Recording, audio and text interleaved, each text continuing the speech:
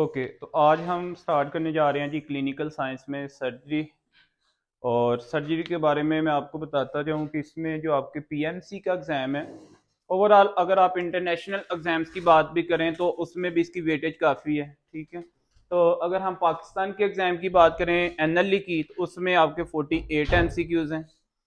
Surgery के बारे में पहले तो आप लोग ये लिख लें कि हमने इसमें टॉपिक कौन कौन से सेक्शंस हमने क्लियर करने हैं, तो वो आप लोगों को जो है ना पता होना चाहिए।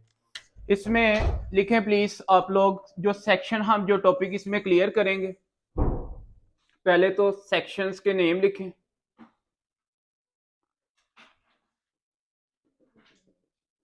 तो यहाँ पे आपके पास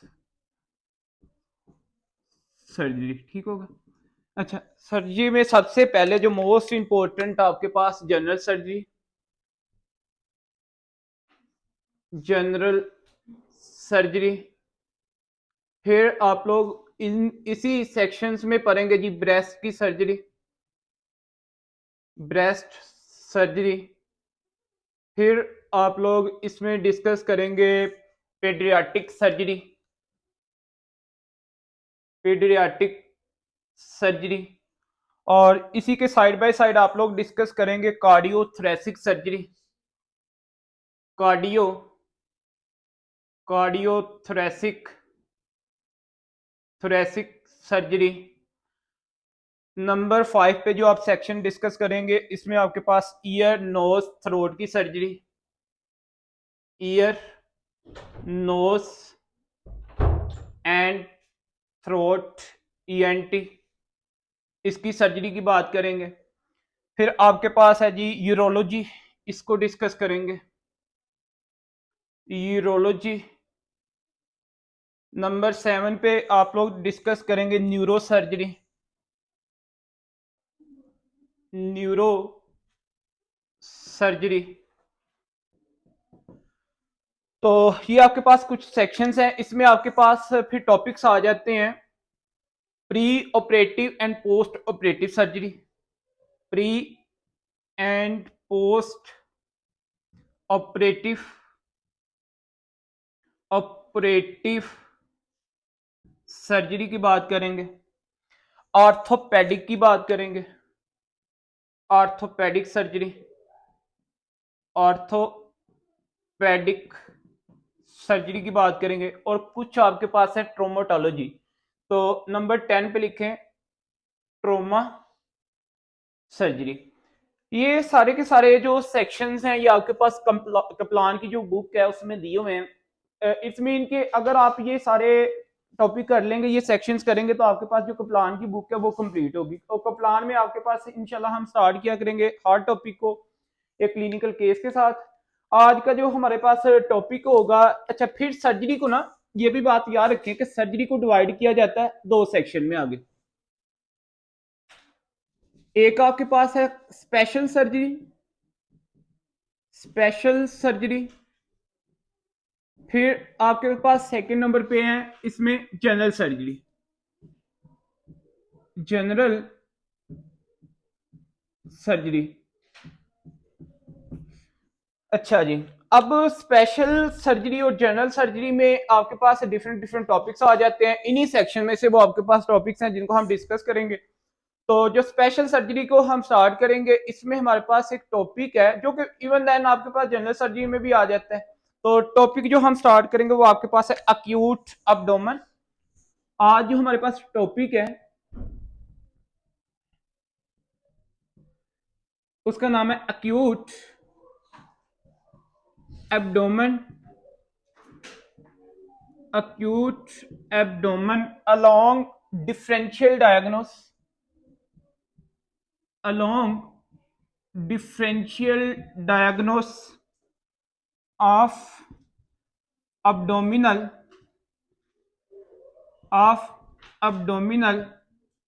पेन। अक्यूट अब्डोमिन आपके पास CK2 में टॉपिक दिया हुआ है, और CK2 में जो पेज नंबर है वो है जी 3542। तो इसमें कुछ डिफरेंशियल डायग्नोज आप लोग हार्डोकर की बुक से कर लेंगे, कुछ आप लोग कप्लान की बुक से कर लेंगे, और जो मेन टॉपिक आपके पास दिया हुआ है अक्यूट अब्डोमेन, वो आपके पास कहां पे है, CK2 पेज नंबर 542। तो इसमें सबसे पहले तो लिखे ना, CK2 लिखती है इसकी डेफिनेशन, लिखे जी number 1 point, any patient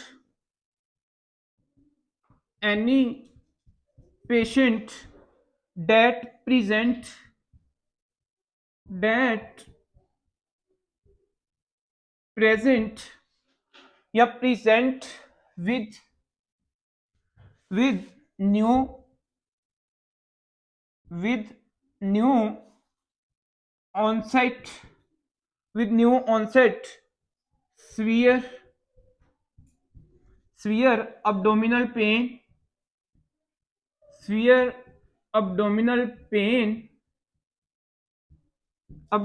pain and tenderness, और all of you know very well about tenderness pain on touching।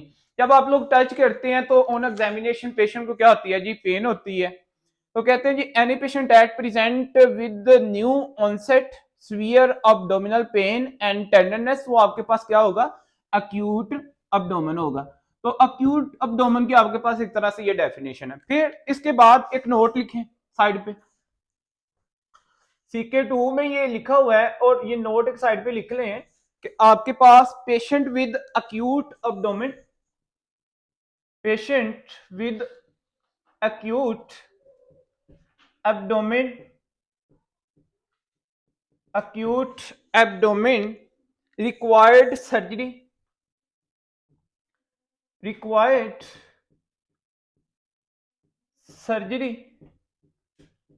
required surgery but many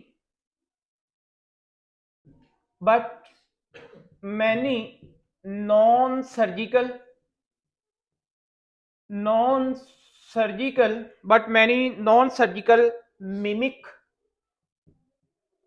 mimic exist। अब इसका मतलब क्या है, देखिए जी वो कहता है कि अब्डोमिनल पेन तो रिक्वायर्ड सर्जरी तो हो सकती है, लेकिन कुछ ऐसी भी कंडीशंस हैं, जो मेडिकल कंडीशंस है जो आपके पास, जिनके लिए सर्जरी तो रिक्वायर्ड नहीं है, लेकिन आपके पास वो अक्यूट अब्डोमेन में आ रही है, जिनके लिए हमने डिफरेंशियल डायग्नोस बनाना है। मतलब क्या कि अब अक्यूट अब्डोमेन में कुछ आपके पास ऐसी मेडिकल डिसऑर्डर्स हैं जिनमें आपके पास सर्जरी तो रिक्वायर्ड नहीं है, लेकिन वो किसकी तरह है, वो आपके पास अक्यूट अब्डोमेन की तरह है। ऐसे लगता है कि आप लोगों ने सर्जरी करनी है।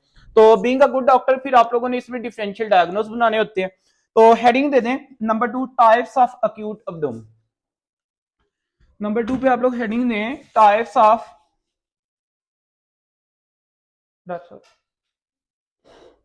नंबर 2 पे लिखें यहां पे types of the acute abdomen, types of, number 2 पे लिखें टाइप्स ऑफ अक्यूट अब्डोमेन। अब अक्यूट अब्डोमेन की अगर हम बात करें इसकी टाइप्स की, तो आप लोगों को पता होना चाहिए कि इसकी 2 टाइप्स हैं। एक आपके पास है जिसमें surgical acute abdomen, surgical acute abdomen, surgical acute abdomen, और सेकंड पे आपके पास है यहां पे नॉन सर्जिकल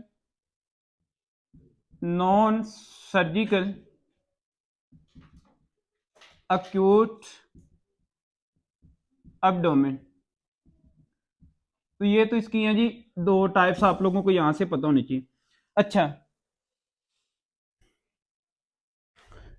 2 चीजें याद रखिएगा सर्जरी के लिए। एक तो इसमें एग्जाम के अंदर क्वेश्चंस आपके पास जो है ना आसानी से आप लोग सॉल्व कर लेते हैं, इसमें मतलब कितनी मगजमारी नहीं करनी पड़ती, आपको ब्रेन में इतना जोर नहीं डालना पड़ता। कैसे, बस 2 चीजें, 2 डिफरेंशियल डायग्नोस आपने याद रखने हैं। अगर एक अच्छा सर्जन है ना, तो एक अच्छे सर्जन को फिर नॉन सर्जिकल अक्यूट अब्डोमेन का पता होना चाहिए। अगर एक अच्छा फिजिशियन है ना, तो उसको सर्जिकल अक्यूट अब्डोमेन का पता होना चाहिए। ताकि अगर आपके फॉर एग्जांपल एक फिजिशियन है, उसके पास कोई सर्जिकल अक्यूट अब्डोमेन वाला पेशेंट आया ना, उसका डिफरेंशियल डायग्नोस बनाए और उसको भेज दे, रिफर करे किसकी तरफ, एक सर्जन की तरफ, ठीक हो गया। और अगर एक सर्जन है और वो मेडिकल कंडीशन वाला पेशेंट आता है और उसको डायग्नोस करता है कि ये मेडिकल इसकी कंडीशन है लेकिन मिमिक लाइक सर्जरी, तो वो किसके पास भेजे, इसको फिजिशियन के पास भेजे। तो ये चीज आप लोगों को पता होनी चाहिए, इसलिए हमने ये जो लिस्ट बनानी है एज ए सर्जन भी एज ए फिजिशियन भी आप लोगों को ये पता होनी चाहिए। तो फॉर एग्जांपल इसमें जिस तरह के हमारे पास एक इंफीरियर वॉल एमआई है, इसमें आपको पता है कि चेस्ट की पेन होती है। जब पेन होगी तो आपको पता ना कि बाज का अगर एक अच्छा फिजिशियन नहीं है तो जनाब अली वो क्या करेगा, इंफीरियर एमआई को ये समझेगा कि यार ये सर्जरी का केस है और ऑपरेशन की तैयारी करवा रहा होगा, हालांकि वो सर्जरी का केस नहीं है। पेन तो आपको पता है इंफीरियर वॉल एमआई में भी मतलब कि एपिगैस्ट्रिक की पेन होती है, वो भी एब्डोमेन में आ जाएगी। तो बीइंग अ गुड डॉक्टर फिर कहने का मतलब ये है कि आपको नॉन सर्जिकल अक्यूट एब्डोमेन का भी पता होना चाहिए और सर्जिकल अक्यूट एब्डोमेन का भी पता होना चाहिए, ठीक हो गया। तो लिखें यहाँ पे नंबर 1 हम पहले कर लेते हैं नॉन सर्जिकल अक्यूट एब्डोमेन की डिफरेंशियल डायग्नोस, देन हम लिखेंगे सर्जिकल की। तो आप लोग इसमें लिखें नंबर 1 नॉन सर्जिकल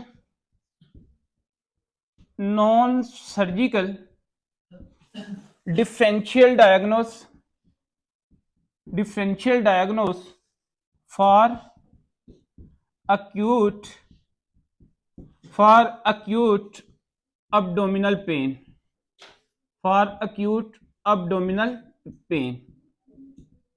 अच्छा जी, इसमें टॉप पे मैंने जिस तरह आपको भी एक एग्जांपल दी है कि इंफीरियर वॉल एमआई, नंबर 1 लिखें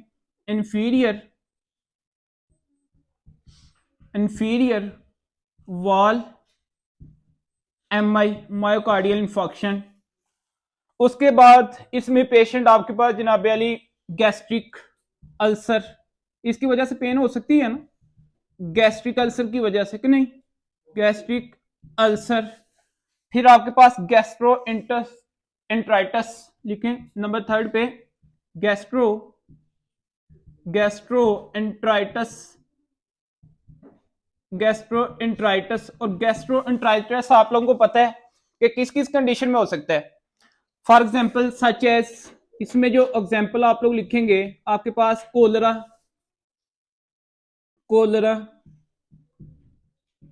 विब्रियो कोलरा जो करवाता है, ठीक हो गया। इसके अंदर इन्फ्लेमेशन हो सकती है, इसकी वजह से पेन आ सकती है अब्डोमेन की।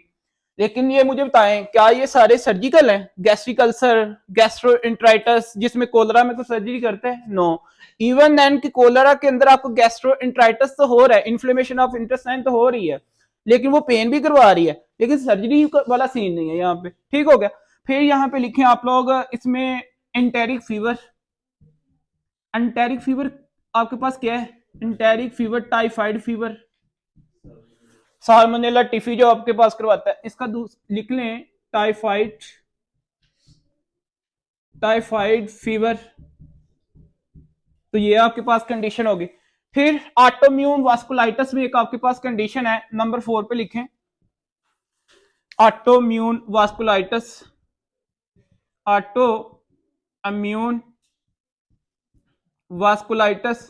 और ऑटोम्यून वास्कुलाइटिस में आपके पास एक कंडीशन, उसका नाम है पॉलीआर्टरिटिस नोडोसा। इसकी एग्जांपल में लिखें PAN पैन, और पैन स्टैंड फॉर आपके पास क्या है,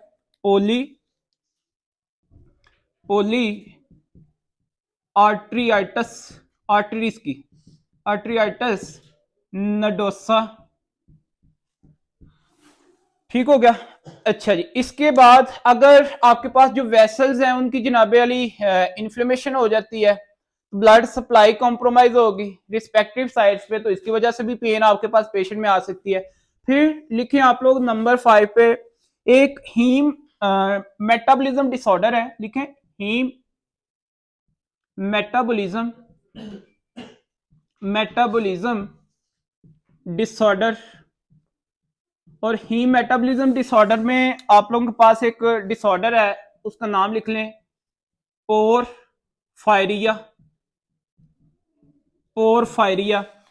पोरफायरिया बेसिकली दो कंडीशन आपके पास लेके, इसमें न्यूरोपैथीज भी आती हैं और इसमें अब्डोमिनल पेन के साथ भी पेशेंट आता है। तो पोरफायरिया एक आपके पास हीम मेटाबॉलिज्म डिसऑर्डर, आगे इसकी बात करते हैं। नंबर लिखें जी इसमें 6, lead poisoning toxicity, lead poisoning, lead poisoning.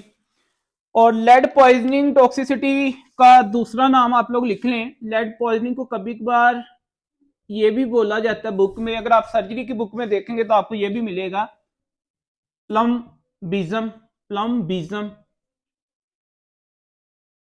प्लम्बिज्म। ठीक हो गया जी। उसके बाद प्लम्बिज्म आपके पास क्या करवाता है कि ये ना लीड टू कोलिक पेन। अच्छा, नेक्स्ट 7 नंबर पे आप लोग लिखें specially in children, specially in children, specially in children, बच्चों के अंदर आपके पास एक कंडीशन है, उसका नाम है बॉर्न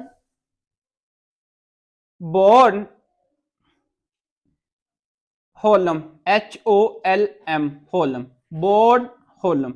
ये एक कंडीशन है, इसके अंदर भी जो बच्चे हैं ना, ये आपके पास सडन, इसमें लिख लें, इसमें जो बच्चे प्रेजेंट करते हैं, patient present with sudden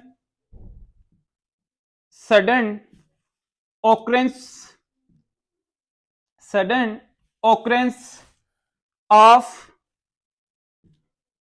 lancinating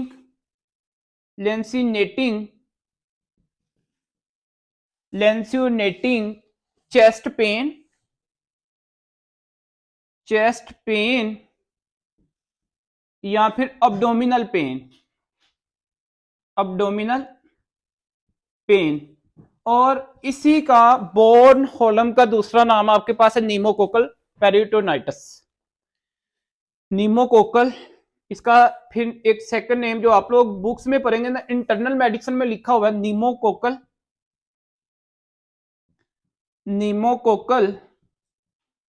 peritonitis. ठीक हो गया जी। तो इसमें भी पेशेंट बच्चों के साथ जो है ना वो मतलब पेन के साथ लेके आते हैं। अच्छा, इसके जो साइन एंड सिम्टम है ना, एक तो वैसे हमारे पास जो कंसर्न है वो तो अब्डोमिनल पेन है इस टाइम, क्योंकि हमने डिफरेंशियल डायग्नोस किसके लेने हैं, एक्यूट अब्डोमिनल पेन के। तो इसमें जो पेशेंट है वो मलेज, फीवर और हेडिक के साथ आता है। इसका क्लासिकल ट्राइएड है, बस एक क्लासिकल ट्राइएड। इसका क्लासिकल ट्राइएड जो है वो आपके पास क्या है कि फीवर होगा, इसको जनाब अली आपके पास मलेज होगा, फीलिंग नॉट वेल, और इसमें आपके पास हेडिक होगी। यही 3 चीजें आप लोगों ने इसमें याद रखनी है, fever, मलेज, headache.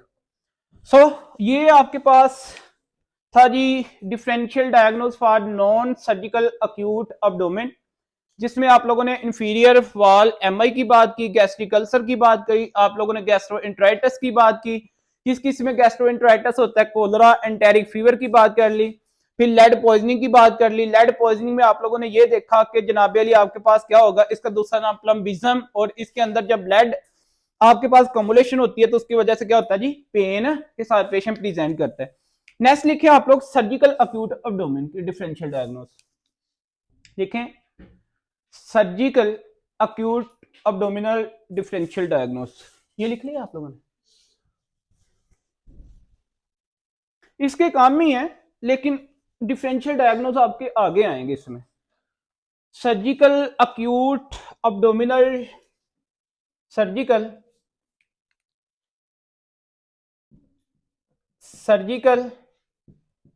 Acute abdominal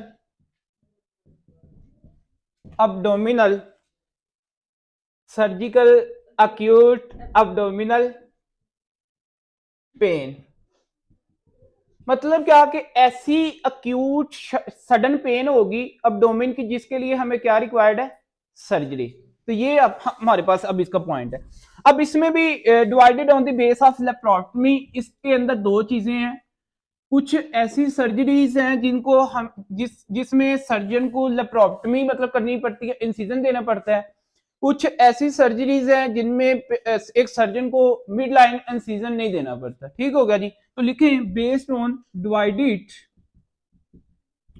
divided into two types based on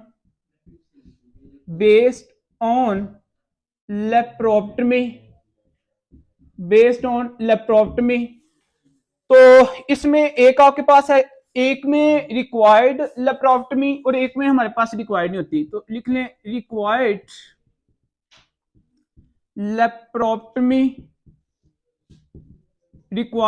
लेप्रोक्टमी, या फिर इसको सिंपल बुक्स में लिखा जाता है। अगर आप हाफडॉगर की बुक में जाएं तो लिखा हुआ है मिड लाइन इंसिजन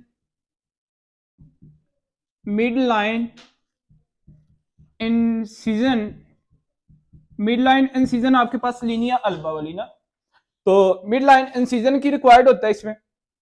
और सेकंड पे आपके पास है नॉट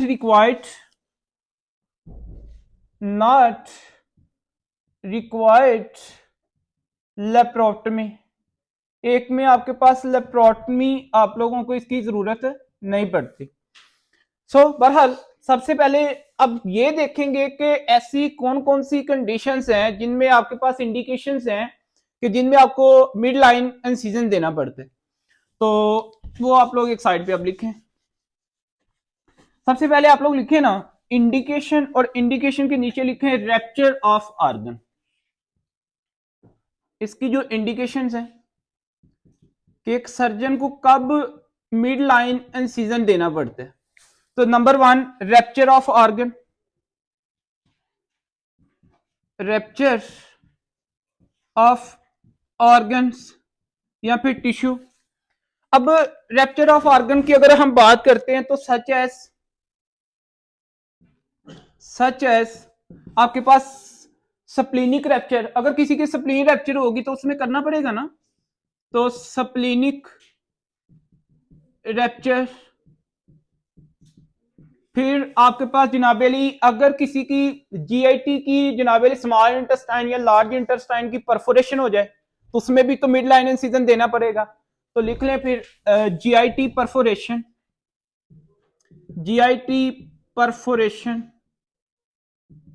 और पता है जब मैंने प्रैक्टिस की थी तो उस दौरान ये केस तकरीबन इसमें बड़ा टाइम लगा था। जीआईटी स्मॉल इंटेस्टाइन की परफोरेशन थी, तकरीबन ऑलमोस्ट 3 घंटे लगे थे इसको रिकवर करने में। जो एरिया अफेक्टेड एरिया था उसको हमने कट किया साइडों से, फिर उसको लाइगेट कर दिया। तो ये काफी लंबा प्रोसीजर है। बहरहाल आगे देखें इसमें, और ये हम डिस्कस भी करेंगे, ये भी आपने टॉपिक डिस्कस करना है। ये आपने डिफरेंट एरियाज में अपने अपने टॉपिक इनको डिटेल्स में डिस्कस करना है।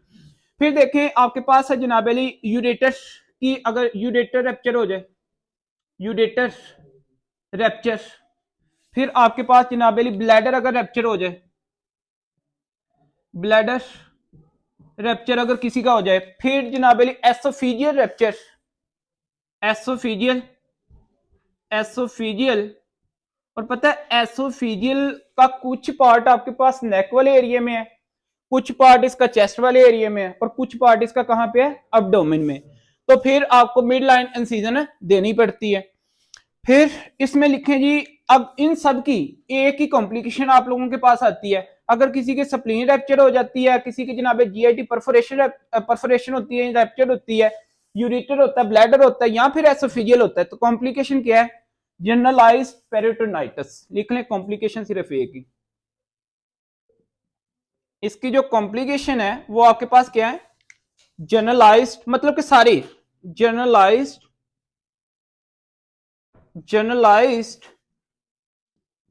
Peritonitis, generalised peritonitis. तो ये आप लोगों को पता होना चाहिए। चलें जी, उसके बाद क्योंकि देखें अब ये तो आपके पास ऐसी कंडीशंस हैं जिनमें आपको मिड लाइन इंसिजन देना ही देना है एज ए सर्जन। बस ऐसी कंडीशंस हैं जिनमें हमें सर्जरी की तो जरूरत पड़ती है, सर्जरी तो हम करते हैं, लेकिन हमें मिड लाइन इंसिजन नहीं देना पड़ता, हमें लोकलाइज इंसिजन। फॉर एग्जांपल अगर गॉल ब्लैडर में स्टोन है तो क्या हम पूरे एब्डोमेन को करेंगे? नो, हम लोकलाइज करेंगे ना, सिर्फ गॉल ब्लैडर पे अपना एक्ट करेंगे, वहां पे काम करेंगे। अगर किडनी में है तो किडनी की तरफ जाएंगे, ठीक होगा। अगर किसी की अपेंडिक्स है तो अपेंडिक्स के लिए हम क्या करते हैं, राइट इलियक फोसा पे जाते हैं ना, एक स्पेसिफिक एरिया पे हम जाते हैं। तो लिखे which do not required laparotomy के नीचे अब आपने लिखना है कि जनाब अली नंबर 1 इसके नीचे लिखना है जिनको लेप्रोटमी की या फिर मिड लाइन की जरूरत नहीं पड़ती, मिड लाइन इंसिजन। अच्छा जी, सच एस इसमें लिखे such as number 1 colic, number 1 इसमें लिखे कोलिक। और कोलिक में भी आप लोग लिखे, अच्छा कोलिक का मतलब क्या होता है, एक आप पढ़ते हैं ना लिथियसिस, और एक लिथियसिस का मतलब क्या है, स्टोन। तो कोलिक का मतलब क्या है, ये भी स्टोन्स के लिए ही यूज करते हैं। तो लिखे कोलिक में, chole word use for the gallbladder, ऐसे ही है ना। तो कोलिक का मतलब भी आपके पास क्या है, स्टोन। और यहां पे लिखें जनाब अली आपके पास स्टोन के नीचे जो इसकी एग्जांपल्स हैं, इसमें रीनल स्टोन, ये आपको बात समझ आई है, रीनल स्टोन। फिर आप लोग लिखें जनाब अली इसमें गॉल ब्लैडर कोलिक होंगे, रीनल कोलिक होंगे, ऐसे ही है ना। Gallbladder stone, gallbladder stone, तो जिसको आप कोलिलिथियसिस भी कहते हैं, ठीक है, नेफ्रोलिथियसिस भी कहते हैं। तो कंडीशंस आप लोग यहाँ पे लिख सकते हैं, कोलिलिथियसिस, नेफ्रोलिथियसिस। तो इनके लिए भी आप लोगों को लिखने चले। वैसे CK2 ने कोलिलिथियसिस और नेफ्रोलिथियसिस लिखा हुआ है, कोलिलिथियसिस एंड नेफ्रोलिथियसिस, सॉरी इसको नीचे लिखना है, नेफ्रोलिथियसिस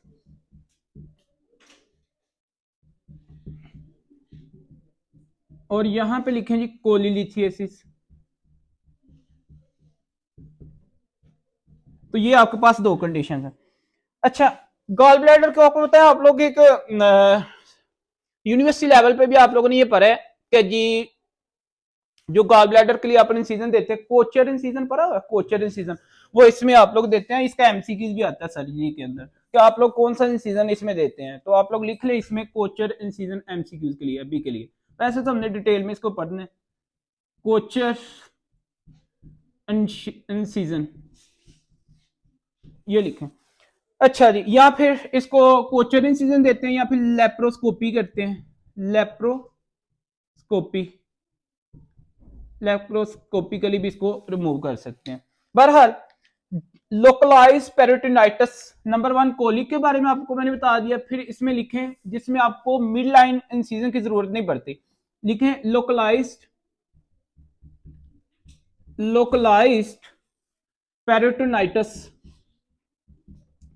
लोकलाइज्ड पेरिटोनाइटिस, इसका आपको पता होना चाहिए। अब लोकलाइज्ड पेरिटोनाइटिस में जो मोस्ट कॉमन कंडीशन आपके पास, उसके बारे में लिखें।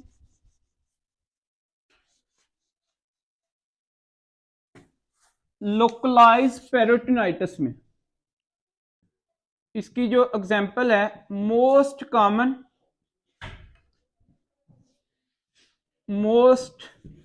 कॉमन सर्जिकल इमरजेंसी, और ये एमसीक्यू आता है जी इसमें से। सर्जिकल पीएमसी का जो पहला टेस्ट था ना, यहां से एमसीक्यू आया था।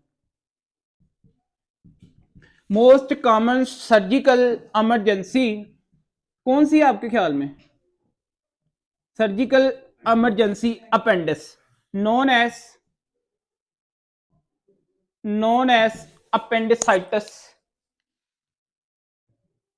अपेंडिसाइटिस,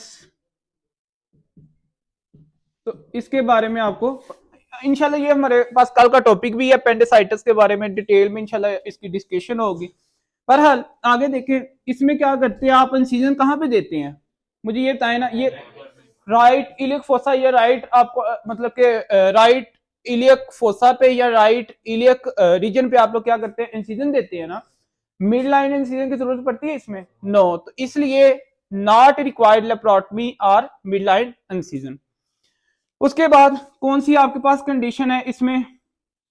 अच्छा, ये तो वो कंडीशन आपने पढ़ी जिस तरह एग्जांपल के तौर पे नेफ्रोलिथियासिस, कोलीलिथियासिस, अपेंडिसाइटिस, ये एक रिस्पेक्टिव साइट्स पे आप लोग क्या करते हैं, इंसिजन देते हैं। अब यहाँ पे आप लोगों ने डिफरेंशियल डायग्नोस की बात करनी है पूरे एब्डोमेन की, तो उसके लिए आप लोगों को एक क्वाड्रेंट पता होना चाहिए, तो हेडिंग दे दें 9th quadrant of abdomen for differential diagnose of acute abdominal pain. तो हेडिंग दें। अच्छा, इसको ना एक पेज कोशिश करें हॉरिजेंटल पेज आमने सामने रख के लिखिए, इसमें फिर ज्यादा फायदा होगा।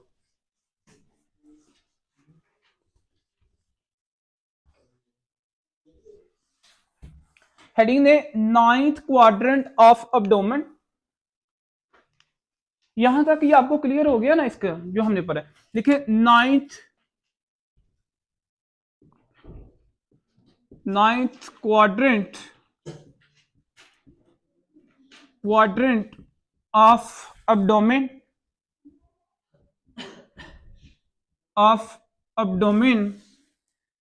for differential diagnosis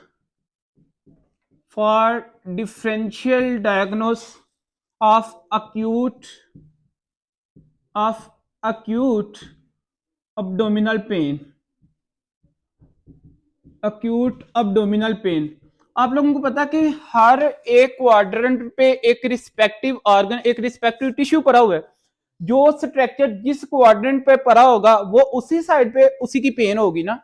इसलिए अब इस टेबल के बाद आपको एक तो ये पता होगा, इसके करने के बाद आपको एक तो ये पता चल जाएगा कि यार अगर ये बंदा राइट हाइपोक्वाड्रेंट में पेन की बात कर रहा है, वहां पे जो रिस्पेक्टिव उसका स्ट्रक्चर है, जो ऑर्गन है, उसकी पेन हो सकती है। तो इस टेबल के बाद आपको हर ऑर्गन की पेन को जो है आप लोग डायग्नोस करेंगे।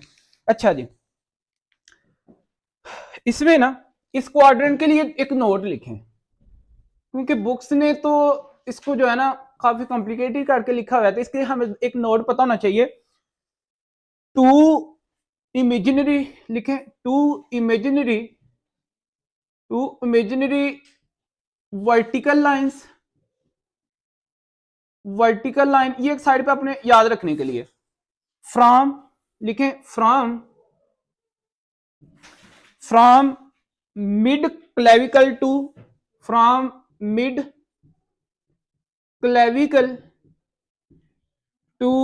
मिड इंग्वाइनल,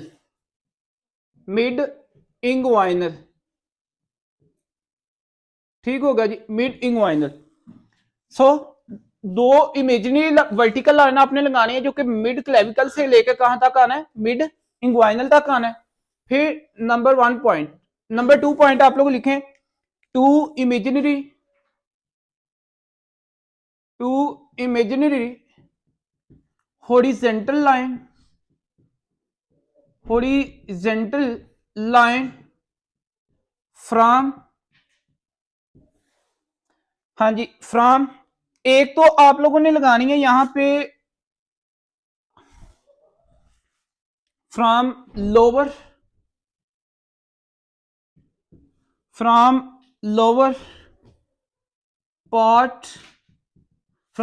पार्ट, और लोअर पार्ट में भी आपके पास कहां से, anterior superior iliac spine, ASIS, to ASIS, मतलब अंटीरियर इलियक स्पाइन आपके पास ये है ना, यहां से लाइन लेनी है तो उसी के सामने दूसरी तरफ चले जाना आपने, ठीक हो गया जी। एक ये लाइन, ये लोअर है ना, लोअर पार्ट है आपका, लोअर पार्ट ऑफ एब्डोमेन के लोअर पार्ट में। अच्छा जी, चलें, बहरहाल दूसरी आपने जो लाइन यहां पे लगानी है वो कौन सी है, सुपीरियर लाइन। एक तो आपने लगानी है लोअर लाइन, फिर आप दूसरी लिखेंगे जी superior line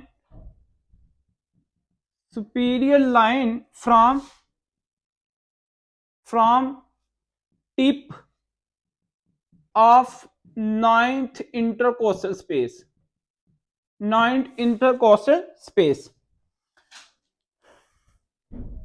to tip of 9th intercostal space।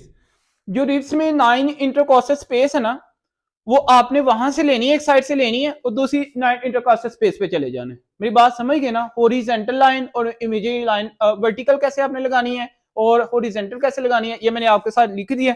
अब एक साइड पे पेज पे ये बना लीजिएगा और 9 क्वाड्रेंट्स को आपने पूरा करना है वहां पे, और उनके ऑर्गन भी आपने लिखने हैं। फॉर एग्जाम्पल सपोज कर लें कि जी ये हैं हमारे पुराने शीदा साहब, ठीक है, और इसको जनाब अली हमने इसके बनाने हैं क्वाड्रेंट,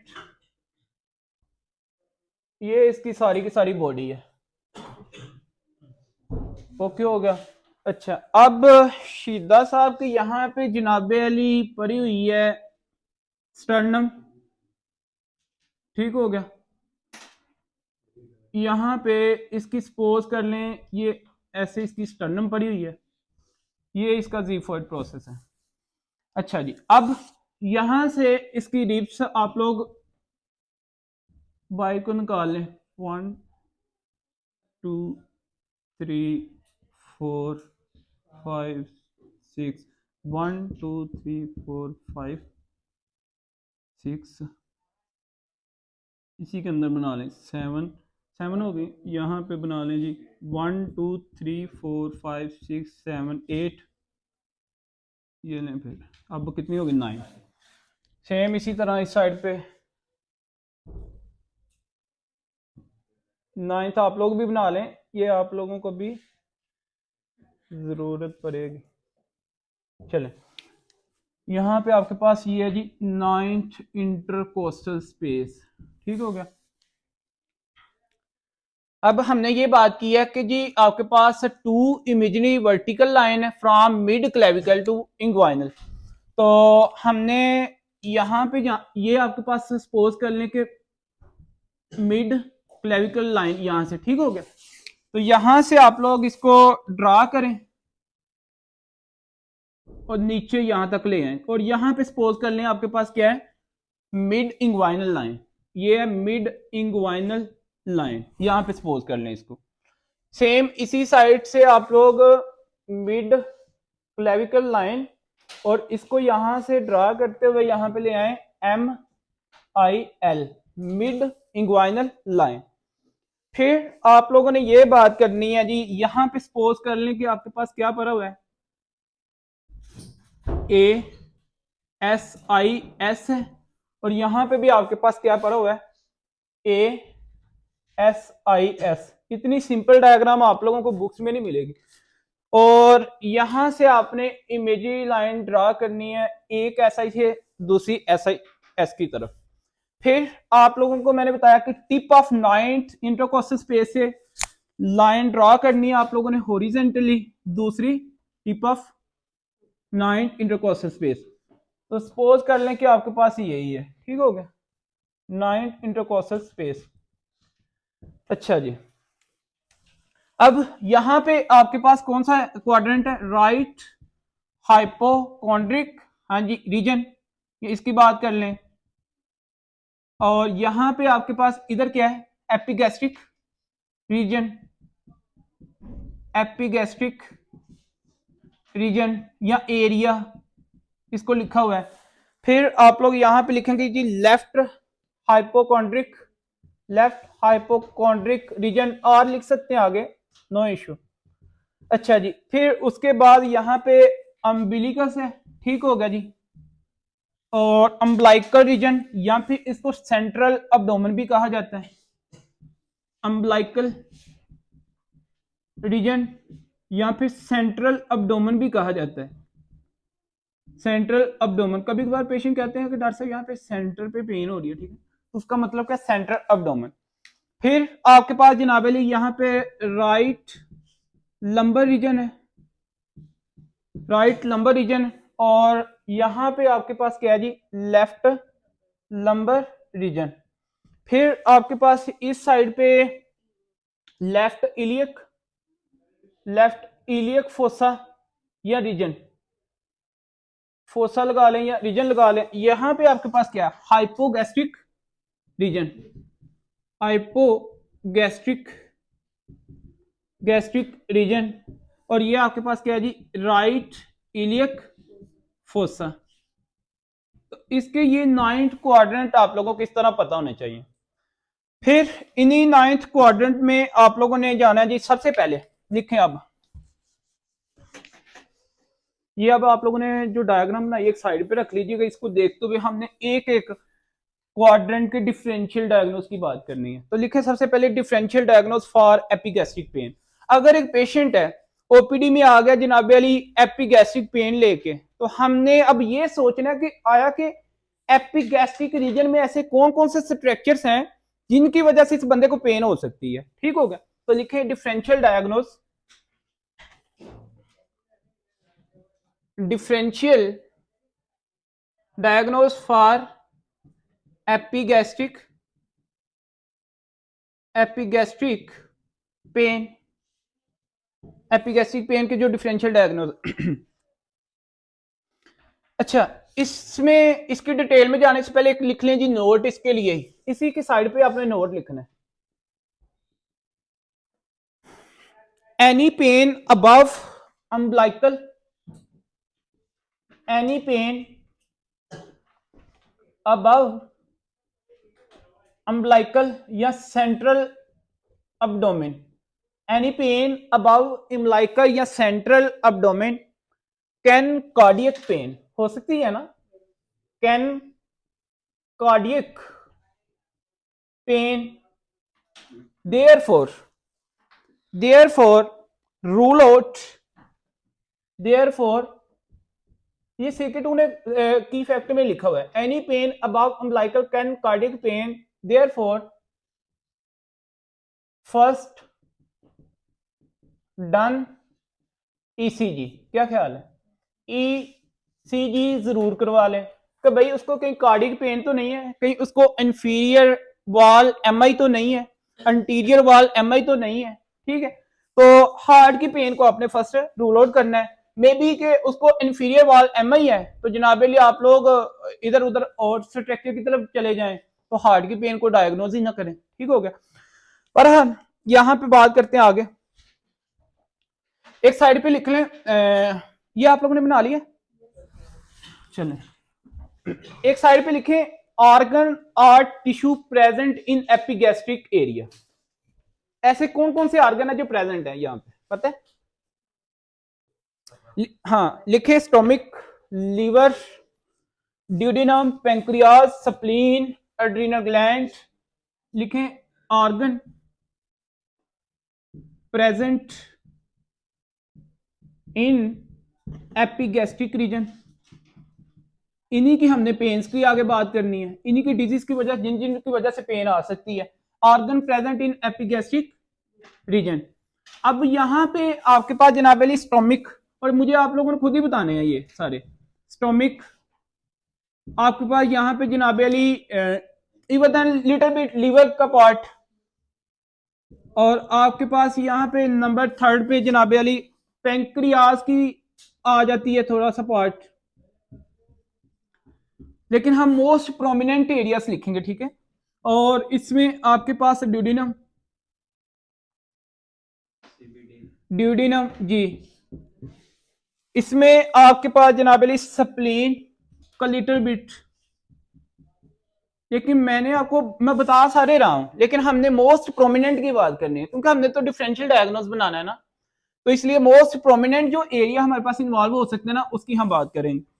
अच्छा, एड्रीनल ग्लैंड, एड्रीनल ग्लैंड की बात करेंगे, और आपके पास even then common bile duct. ठीक है, तो उसकी भी बात कर सकते हैं। चलें आगे बात करते हैं। तो लिखे जी, इसमें टॉप पे सबसे पहले आप लोग क्या सोचेंगे अगर किसी को एपिगैस्ट्रिक पेन है, तो हम सबसे पहले, मैंने एक बात बताई है वैसे, any pain above umbilical can cardiac pain, therefore first done ECG। हमने फर्स्ट रूल आउट करना है कि हार्ट के बारे में तो कोई चीज नहीं है, इसलिए यहां पे लिखें and maybe first number 1 first rule out cardiac pain by ECG। ये बात बड़ी इंपॉर्टेंट है क्योंकि हम इधर उधर तो भाग रहे होते हैं, तो जो मेजर आपके पास ऑर्गन है उसके बारे में हम सोच नहीं होते, ठीक है। तो ये चीज आप लोगों ने याद रखनी है। बहरहाल इसमें आपके पास टॉप पे और कार्डियक पेन में भी आप कहेंगे कि सर इसमें तो बहुत सारे आपके फिर इन्फेक्शन आ जाते हैं, मतलब कि फॉर एग्जांपल इन्फेक्शन की अगर बात करें एमआई में, तो एमआई के अंदर इसके हार्ट के तो बहुत सारे रीजन है। जो टॉप पे आप सोचेंगे वो इंफीरियर वॉल एमआई है, ठीक है। तो इन टॉप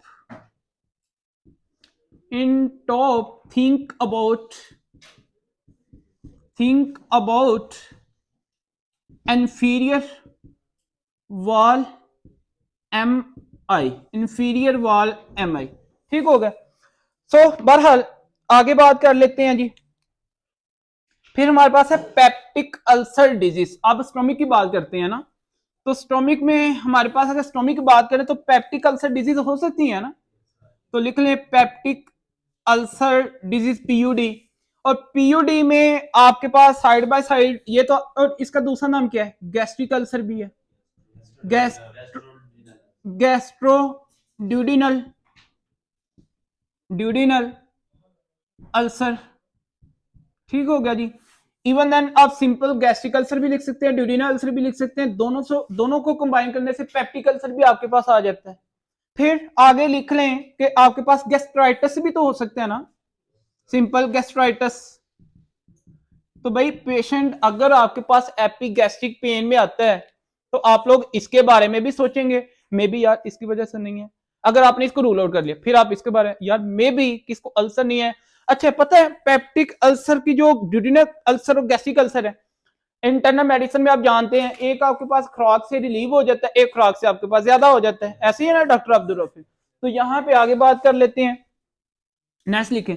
और पता है आपको जो गैस्ट्राइटिस है, गैस्ट्राइटिस वाले पेशेंट आपको क्या क्या बात बताएगा, जब कोई चीज का डॉक्टर साहब सीने की जलन होती है तो चेस्ट बर्न की बात करेगा। इसमें लिख लें clinical presentation, side by side लिख लें चेस्ट बर्न, चेस्ट बर्निंग, इसकी आपको कंप्लेन करेगा, सीने की जलन, नोजिया वोमिटिंग हो सकती है, तो ये आपको साइड बाय साइड इसकी कंप्लेन देगा पेशेंट। और अच्छा एक और बात, बुक ने ना इसको लिखा हुआ है एसिड पेप्टिक डिजीज, ये भी लिखे इसका नाम, इसी का एक और नाम है एसिड पेप्टिक डिजीज। ये ना हो कि आप लोग उधर शॉर्ट फॉर्म पढ़ें, इसको उन्होंने लिखा हुआ है एपीडी के साथ। अगर आप बुक आप लोगों ने जब खोलनी है तो वहां पे एपीडी भी आपको मिलेगा, तो एसिड पेप्टिक डिजीज भी हो सकती है, ठीक है। सो आगे बात कर लेते हैं नंबर 3 पे, नंबर 4 इसमें लिखे अक्यूट पैंक्रियाटाइटिस हो सकता है कि नहीं, लिखे प्लीज अक्यूट पैंक्रियाटाइटिस। तो इसकी वजह से भी पेशेंट आपके साथ पेन में आ सकते हैं। उसके बाद कैन लीड टू एपिगैस्ट्रिक या सेंट्रल अब्डोमिनल पेन, ठीक हो गया। फिर लिखे आप लोग नंबर 5 पे इसोफेजियल रैप्चर हो सकती है कि नहीं हो सकती एपिगैस्ट्रिक, क्योंकि कुछ हमने कहा पार्ट आपके यहाँ पे है, कुछ नेक में, कुछ यहाँ पे, कुछ एब्डोमेन में, तो फिर आपके पास एपिगैस्ट्रिक पेन के साथ फिर वहां पे भी चेस्ट वाले एरिया में भी हो सकता है। तो लिखें एसोफेजियल रैप्चर, एसोफेजियल रप्चर। और मुझे एक बात बताएं, बीइंग अ गुड डॉक्टर, अगर आप चलें, हमने ये बात की ना कि कुछ ऐसी कंडीशंस हैं जहां पे मेडिकल आपके पास अक्यूट एब्डोमिनल पेन के साथ आ सकती हैं। अब ये एसोफेजियल रप्चर है तो इमरजेंसी आपके पास सर्जरी का केस है, ऐसे ही है। अगर एक डॉक्टर के पास आ जाता, फॉर एग्जांपल डॉक्टर अदनान है, ओपीडी कर रहे हैं, पेशेंट आया जी, इमरजेंसी में आएगा, ऐसी कौन सी चीज होगी जिसको डॉक्टर साहब देख के कहेंगे कि यार ये एसोफेजियल रप्चर हुई पड़ी है इसकी, हेमाटमेसिस, मतलब क्या, पेशेंट वॉमिट करेगा और वॉमिट के साथ ब्लड आएगा, ठीक हो गया। ये बात बड़ी इंपॉर्टेंट, लिख लें प्लीज इसमें आल्सो का। अच्छा पता है CK2 ने इसको क्या लिखा हुआ है, इसका दूसरा नाम लिखे, और ये MCQs है प्लीज, ये MCQs है और यहां से MCQs है ज्यादा, ठीक है। अच्छा देखें एसोफेजियल रप्चर, एसोफेजियल रप्चर का दूसरा नाम लिखें आल्सो कॉल्ड, जिसको मैंने MCQs कहना वो कन्फर्म MCQs, और एक्यूट पैंक्रियाटाइटिस से भी MCQs। ये ऐसे एरियाज हैं जहां से MCQs भी। और ये आपके, मुझे ये बताएं क्या ये टॉपिक नहीं है लैदा, क्या ये लैदा टॉपिक नहीं है क्या ये लदा टॉपिक नहीं है सारे, ये हमने डिस्कस करने हैं सारे टॉपिक। आल्सो कॉल्ड, इसको लिखे Bohr, BOER, bore have syndrome, bore have syndrome, और बुक ने बड़ा वाज़ह करके लिखा हुआ है इसको, ठीक हो गया जी। Boerhaave syndrome is a second name for oesophageal rupture. अब कॉमनली प्रेजेंट विद, लिख लें जी इसके बारे में। अच्छा, इसका नोट लिखें साइड पे, सारी डिटेल जो MCQ तो आपका बनता है ना यहां से, वो लिख लें। सबसे पहले तो आप ये लिखें नंबर 1 पॉइंट, जो मैं पॉइंट लिखवाने लगा ऐसे लिख लीजिएगा कि oesophagus is an 25 centimetre in length muscular tube, ये मस्कुलर ट्यूब है। some part present हाँ जी in neck, chest and abdomen फिर आगे लिखें कि डिफरेंशियल, और ये भी बात एक साइड बाय साइड लिख लें, नंबर 2 पे लिखें, ये भी MCQs है कि बोहर हैव सिंड्रोम या oesophageal rupture is an differential diagnose for upper GIT bleeding, लिख लें oesophageal rupture is an esophageal rupture differential diagnosis of upper GI bleeding। भाई अपर GI ब्लीडिंग अगर किसी की हो रही है तो वहां पे आप लोग ये सोच सकते हैं ना कि यार शायद इसकी कहीं एसोफेजियल रप्चर तो नहीं हुई पड़ी, एसोफेगस कहीं रप्चर तो नहीं हुई पड़ी। फिर लिखे नंबर 3 पॉइंट, इसमें जो नंबर 3 पॉइंट है वो हमारे पास क्या है। अब ये आपने देखना है कि clinical presentation of oesophageal rupture, कि ये बंदा प्रेजेंट कैसे करेगा, clinical presentation.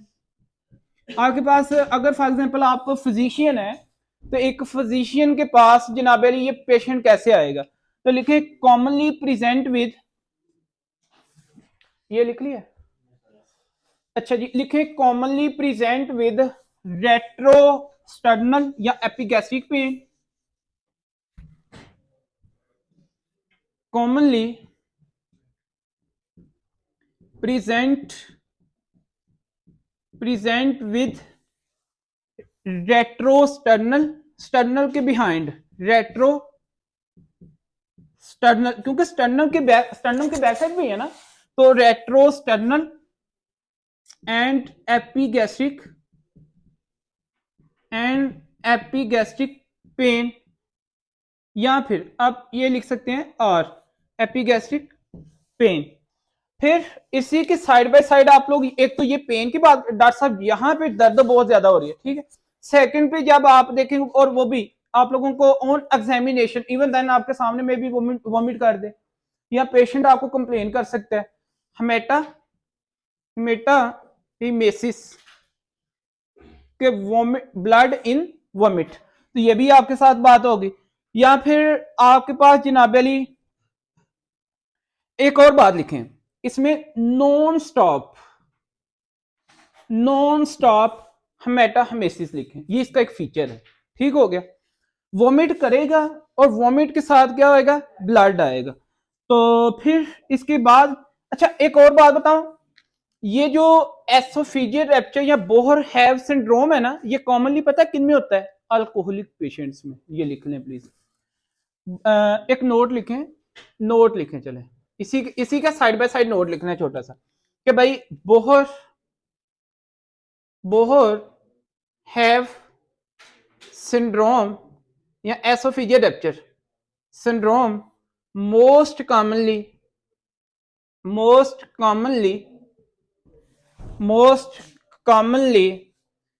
in older age alcoholic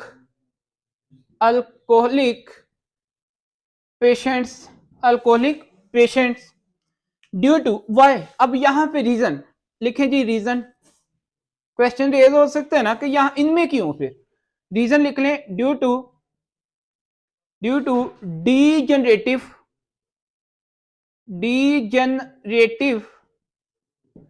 degenerative changes.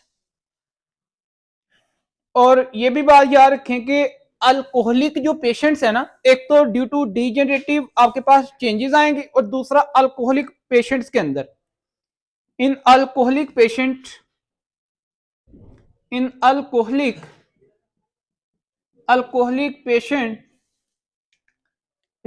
occur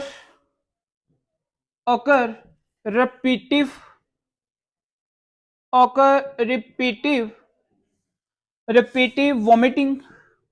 भाई इनको वॉमिटिंग होती है ना, repetitive vomiting. Due to repetitive vomiting, ये लिखें, ड्यू टू रिपीटिव वॉमिटिंग, बार बार वॉमिटिंग होने की वजह से, due to repetitive vomiting repetitively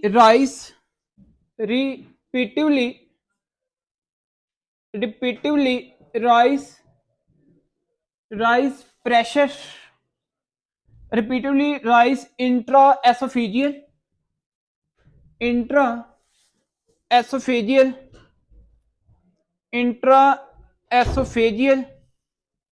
जनाबेली pressure. क्या ख्याल है, ये बात समझ आई है? Intraoesophageal pressure which can rupture to oesophageal wall, ऐसे विच कैन रैप्चर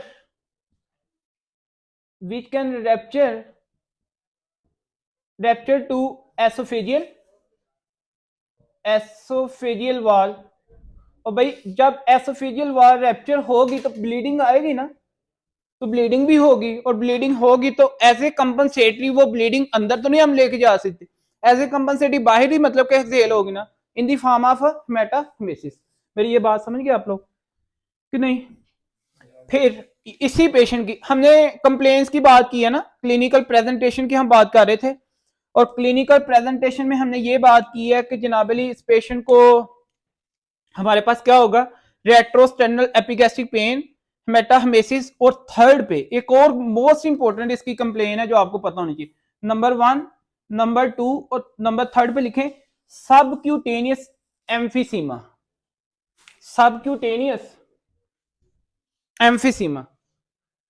और ये कंडीशन आप लोग पढ़ते भी हैं, पता है आपको, सबक्यूटेनियस, और ये एमसीक्यूज भी है इसका, सबक्यूटेनियस एम्फीसीमा। और पता है सबक्यूटेनियस सबका मतलब बिलो है ना, क्यूटेनियस में स्किन है, एम्फीसीमा बेसिकली एयर है, तो अकमुलेशन ऑफ एयर होती है, लिखे यहां पे air accumulation, air collection in skin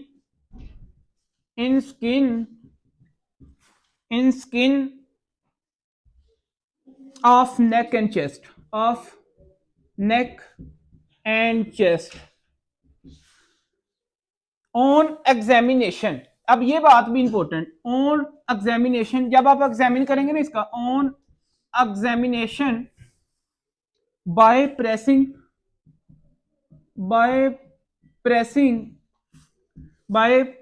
to skin, doctor Adnan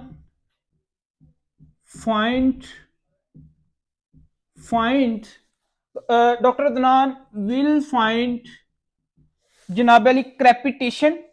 क्या ख्याल है,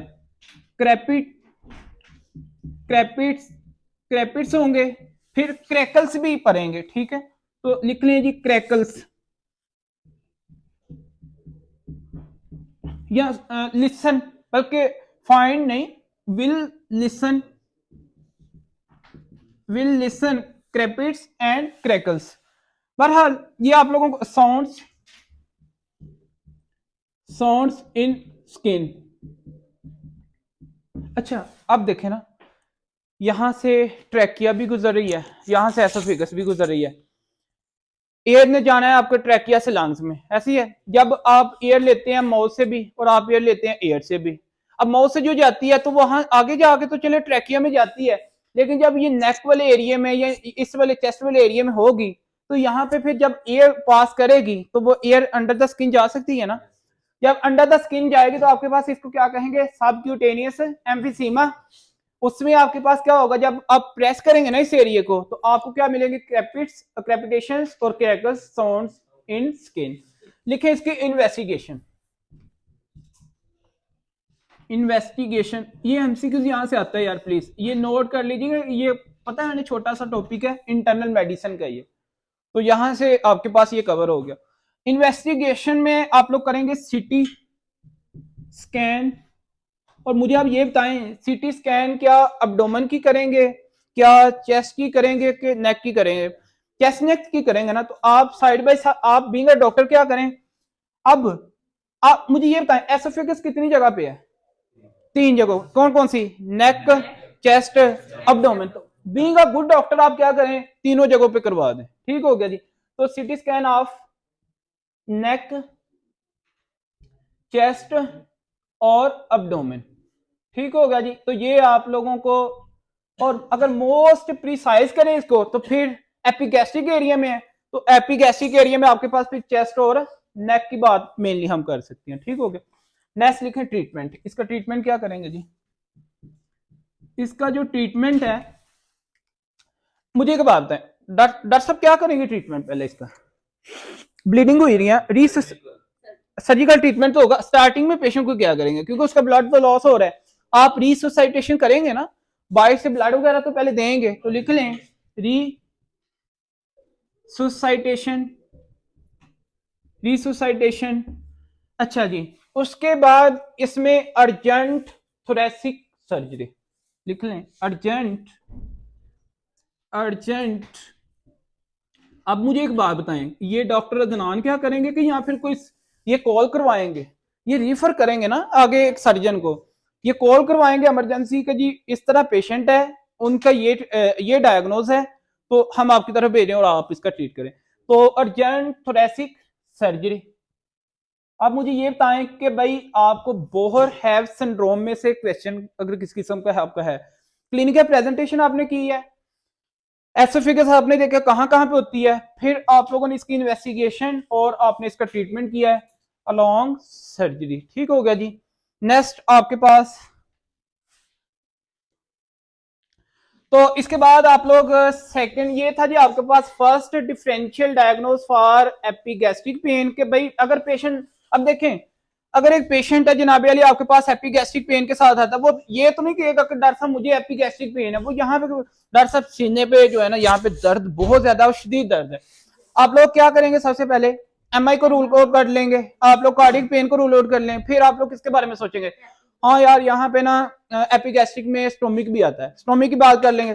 फिर आप लोग सोचेंगे यार कि यहाँ पे पेंक्रियास की भी पेन हो सकती है, फिर आप सोचेंगे यार यहाँ पे ड्यूडेनम की बात कर सकते हैं, फिर आप सोचेंगे कि यार यहाँ पे हमारे पास एसोफेगस मेन क्वेश्चन है, एसोफेगस के बारे में आप सोचेंगे कि यार कहीं एसोफेगस की जो सबसे क्लिनिकल डायग्नोज है ना एसोफेजियल रप्चर, तो वो आपके पास है हेमेटोमेसिस। ठीक है।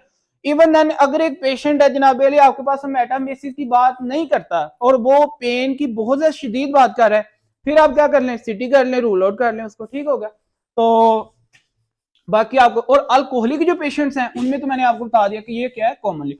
सेकंड नंबर पे लिखे differential diagnose for right hypochondriac pain.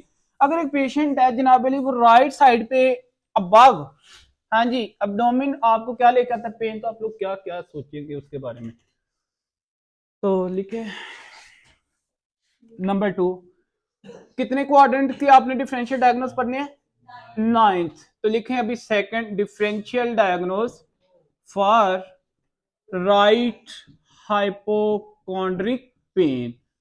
आज के बाद आप लोग अब्डोमन में अगर कोई आपके पास पेन लेके आएगा तो डॉक्टर हसन पता चल जाएगा ना। चले तो लिखे इसमें, पहले तो लिख ले ऑर्गन कि आपके इस एरिया में ऑर्गन कौन कौन से प्रेजेंट है। लिखें साइड पे note, organ present, organ present in right hypochondriac area या रीजन। भाई इसमें सबसे पहले आपके पास लीवर, लीवर की बात करेंगे।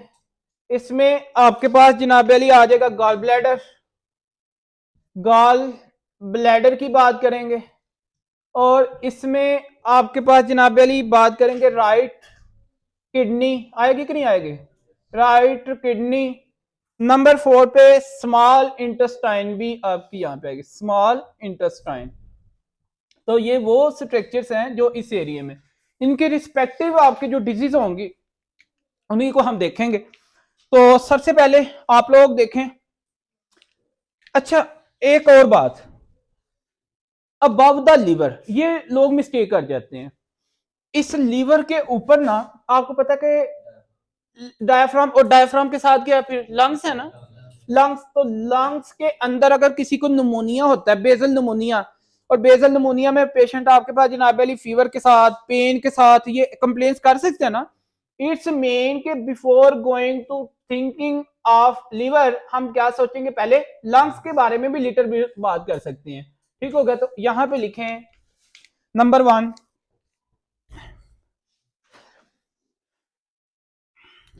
अगर एक पेशेंट है, पेशेंट नंबर 1 लिख लें, पेशेंट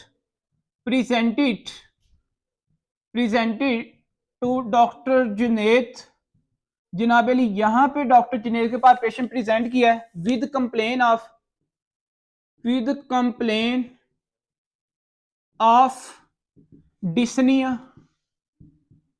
डिस्निया, जनाब अली फीवर, मतलब कि shortness of breath, difficulty in breathing. ठीक हो गया।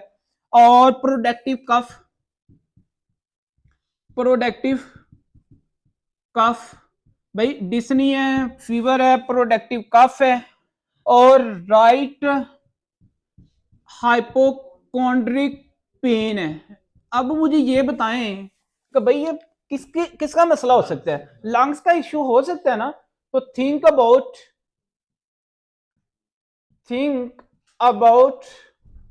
हाँ जी, think about right basal pneumonia. क्या ख्याल है आपके, लोब्स होते हैं ना ऐसे ही है लंग्स के, तो राइट बेजल निमोनिया आप लोग इसकी बारे में सोचेंगे। ठीक हो गया। नेक्स्ट ये नंबर 1 था, इसमें जो डिफरेंशियल डायग्नोज आपने करना है। फिर आप लोग लिखें जी इसमें हेपेटाइटिस हो सकता है कि नहीं हो सकता लीवर के बारे में। तो हेपेटाइटिस की तो भाई आपका एक सेपरेट टॉपिक भी है, इंटरनल मेडिसिन में भी या बेसिक साइंस में आप लोग ऑलरेडी कर चुके हैं। तो ये आप लोगों की इसके हेपेटाइटिस का आपको डिफरेंट आपको पता है कि कॉजेज है। ठीक है, हेपेटाइटिस सी है तो वो सी वायरस का, हेपेटाइटिस बी है तो बी, 5 टाइप्स है ना, तो डिफरेंट इसकी कॉजेज भी हैं। चलें आगे बात कर लेते हैं। इसके बाद नेक्स्ट आप लोग लिखें इसमें लीवर एब्सेस हो सकता है कि नहीं हो सकता, मुझे ये बताएं। लीवर एब्सेस नहीं हो सकता, हो सकता है ना लीवर एब्सेस, और लीवर एब्सेस की वजह से पेन हो सकती है ना। तो याद रखिएगा लीवर एब्सेस आपके करवाने वाले माइक्रो ऑर्गेनिज्म का नाम लिखें जरा एक साइड पे, नोट लिखें। ड्यू टू जनाब अली बैक्टीरियल, आपको पता ना बैक्टीरियल की वजह से एब्सेस बन सकता है, ड्यू टू बैक्टीरियल इन्फेक्शन। और एक आपके पास जनाब Ali amoeba and amoeba histolytica, इसकी वजह से हो सकता है अमीबा, इसकी वजह से एंड अमीबा हिस्टोलिटिका, इसकी बात करेंगे। और एक आपके पास है पैरासाइट, उसका नाम है, और ये स्पेशली मैं आपको बताने लगा हूं, उसका नाम है जनाब अली अकाइनोकोकस ग्रैनुलस, अकाइनोकोकस ग्रैनुलस। तो ये भी ये पैरासाइट है। ठीक हो गया।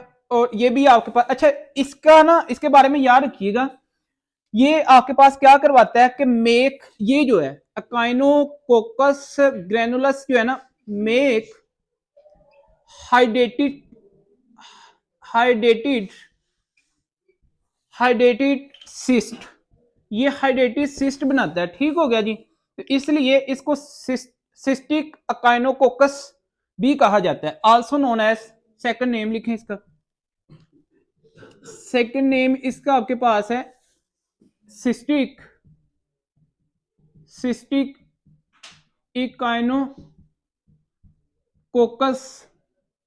सिस्टिक काइनोकोकस, और आल्सो नोन एज हाइड्रेटेड डिजीज, या फिर इसका थर्ड नेम लिखें हाइड्रेटेड डिजीज भी इसी को कहा जाता है। तो ये आप लोगों को इसके बारे में पता होना चाहिए। और इसके अलावा आपके पास जनाब अली जो थर्ड नंबर, फोर्थ नंबर इसका काज हो सकता है, जिसके बारे में आप सोचेंगे, अगर किसी को राइट हाइपोकॉन्ड्रिक पेन है, पेशेंट आपके पास आया, तो आप लोग सोचेंगे congestive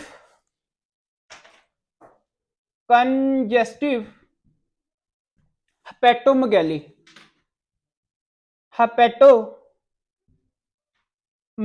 and here recall about anatomy आप लोगों ने पढ़ी थी, उसमें आपने ब्लड सप्लाई पढ़ी है लीवर की।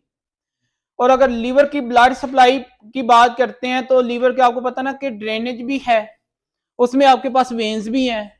तो हेपेटिक वेन आपके पास कहां पे ड्रेन करती हैं? इंफीरियर वेना के बाद। तो इंफीरियर वेना के बाद कहां पे ड्रेन करता है?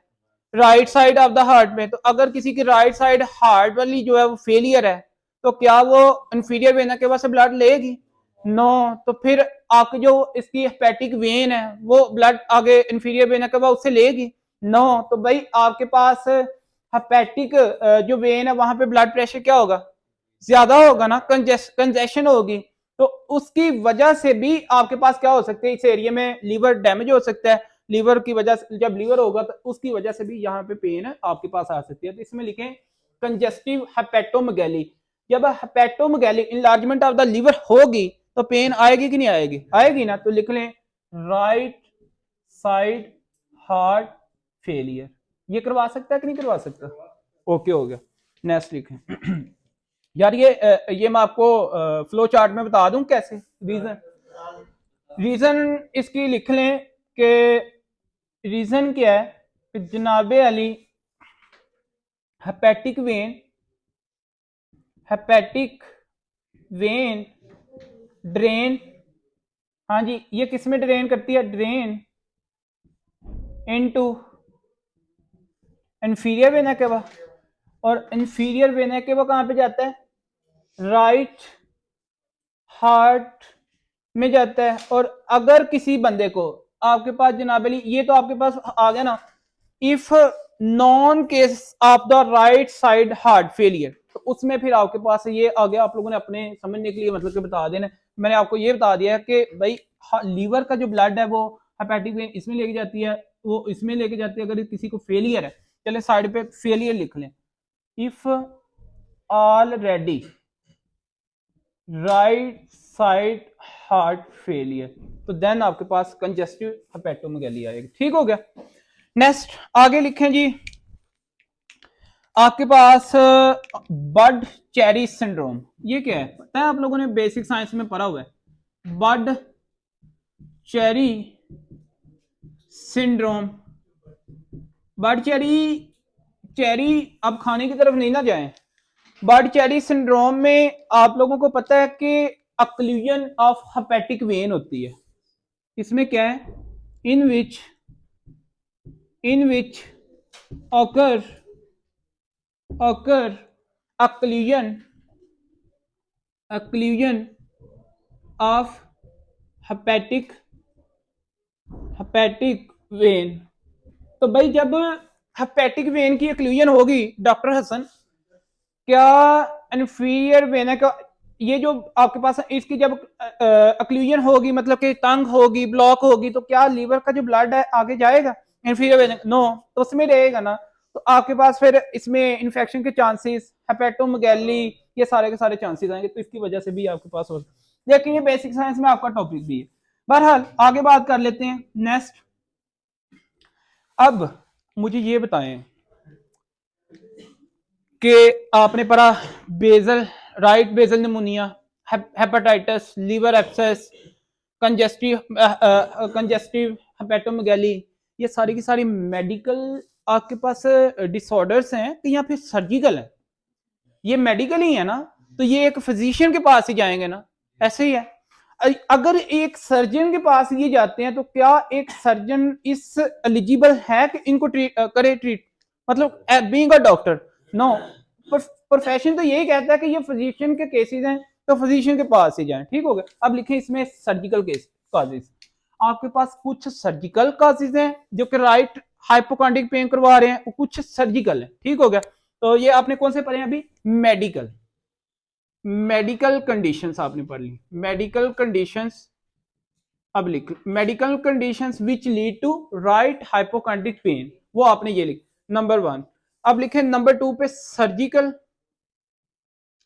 Surgical condition, condition which lead to right hypochondriac pain, अब वो लिखते हैं। तो ये आपको समझ आ गई कि जो मेडिकल आपके पास हैं, मेडिकल में 5-6 आपने पढ़ लिए। आप इनके बारे में सोचेंगे कि यार इस बंदे को ये तो नहीं है जो इस पेन की बात कर रहे हैं। देखें जी, सर्जिकल कंडीशन में आप लोग कौन कौन सी जानते हैं? अब मुझे ये बताएं। मैंने बताया जी आपके पास गॉल ब्लैडर, तो कोलीलिथियसिस होगा ना, तो लिखें जी बिल्कुल वो भी कोलीलिथियसिस।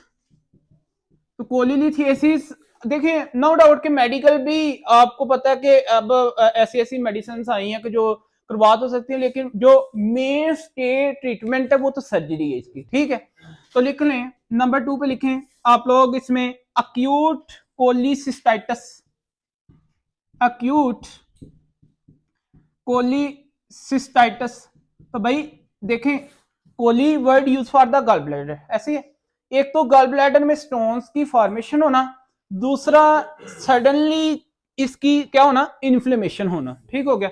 नंबर लिखें जी 3rd पे क्रोनिक कोलिसिस्टाइटिस, लिखें क्रोनिक, क्रोनिक कोलिसिस्टाइटिस। क्रोनिकली भी आपको मैं बताता हूं इसकी रीजन क्या है, क्यों हम फिर सर्जरी करते हैं। ठीक है, फिर लिखें जी नंबर 4 पे आप लोग कोलीडोकोलिथियसिस, कोलीडोकोलिथियसिस, इसकी बात करते हैं। फिर आगे आपके पास कोलीलिथियसिस, अक्यूट कोलिसिस्टाइटिस, क्रोनिक कोलिसिस्टाइटिस, कोलीडोकोलिथियसिस। इसमें लिखें अक्यूट कोलेंजाइटिस। नंबर 5 पे लिखें अक्यूट कोलेंजाइटिस, कोलेंजाइटिस। तो इसकी वजह से भी, बहरहाल ये अब इनके बारे में लिख लें जरा, छोटे से आगे पॉइंट लिखें कि formation of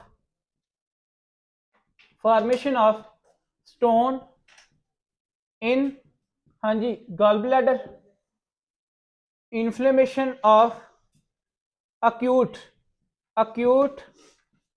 inflammation of gall bladder, chronic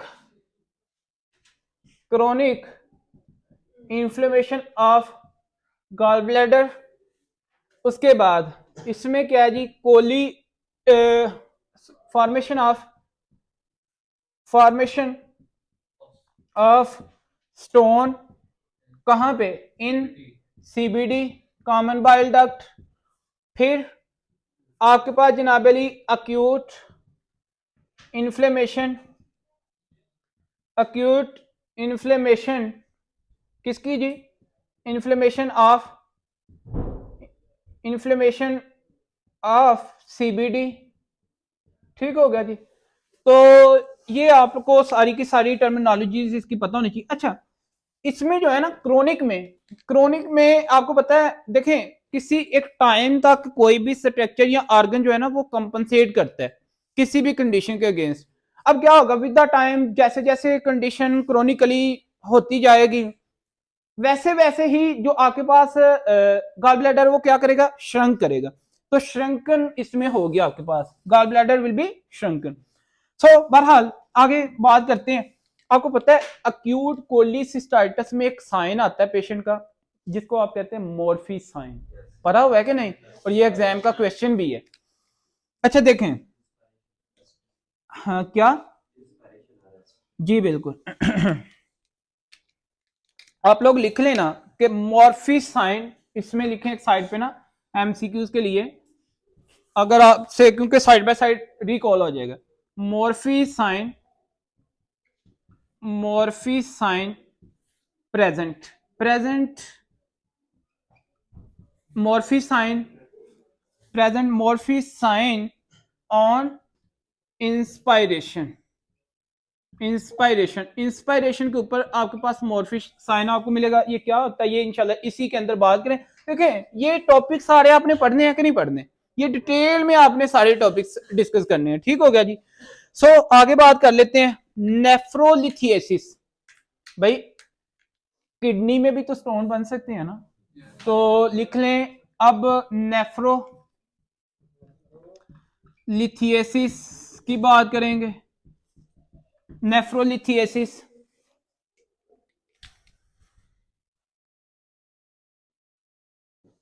जो बाइलरी डक्ट है, स्टोन फॉर एग्जांपल आपका बना कहां पे, गॉल ब्लैडर में, बाइल को लेके आने वाली जो डक्ट है वहां पे भी तो स्टोन आ सकता है ना, मूव कर सकता है। तो बाइलरी कोलिक, वहां पे भी तो बाइलरी कोलिक भी तो हो सकते हैं। वहां बाइलरी कोलिक का मतलब क्या कि बाइल जो बाइलरी डक्ट है वहां पे स्टोन हो सकता है। उसके स्टोन होने की वजह से हर चीज स्टक होगी, बाइलरी जूस स्टक होगा, स्टक होने की वजह से भी gallbladder as a pain आपके पास प्रेजेंट करेगा कि नहीं, पेशेंट करेगा ना। तो बाइलरी कोलिक भी लिख लें, बाइलरी आप लोग लिखें जी बाइलरी, ये बुक CK2 ने दिया हुआ है बाइलरी कोलिक, बाइलरी कोलिक या उन्होंने दिया बाइलरी ऑब्स्ट्रक्शन, दो चीजें दी है, मतलब आपका सेम ही है, ठीक हो गया। तो बाइलरी कोलिक के बारे में चीजें याद रखिएगा, इसकी इसकी और इसकी मैं दो चीजें बताने लगा आपको, इनके साइन आपने याद रखने हैं। इसके बारे में तो ये याद रखें कि biliary colic is most common, biliary colic is most common, doctor Rafia आपने ये पढ़ा होगा, most common in multiparous, in multiparous, in multi, वो नली पैरा मल्टी पैरा पढ़ते हैं ना, in multiparous, in multiparous overweight, overweight women, overweight women, ठीक हो गया जी। अब इसकी डॉक्टर अदनान हमने 3 चीजें पढ़ी थी प्रेजेंटेशन में कि 4F के साथ आता है। ये 4F में आपके पास क्या था, मैंने आपको बताया था कि हाँ जी 40 इसकी एज होगी, 40 ईयर एज होगी ना। अच्छा जी, फिर फैटी जो फूड होगा ना, फैटी जनाबे लिए आपके पास मील पे ये क्या करेगा, एक्सर्शन होगी इसकी पेन। फिर आपने पढ़ा था F से फीमेल, ऐसे ही है ना, ये आपके पास जनाब अली फीमेल होगी। फिर आपने ये पढ़ा था F से फर्टाइल, और ये फर्टाइल भी होगी। तो भाई ये 4F बाइलरी कोलिक में आपने बात की थी, मेल फैटी मील लेने पे। देखें अब अगर डक्ट के अंदर जो है ना आपके पास स्टोन है, मील खा लिया है, तो भाई मील के लिए आपको बाइल जूस चाहिए ना, तो अब वहां से तो वो नहीं आएगी, जब नहीं आएगी तो भाई बॉडी कहेगी कि मुझे बाइल जूस दो, क्योंकि इसने फैट लिया है।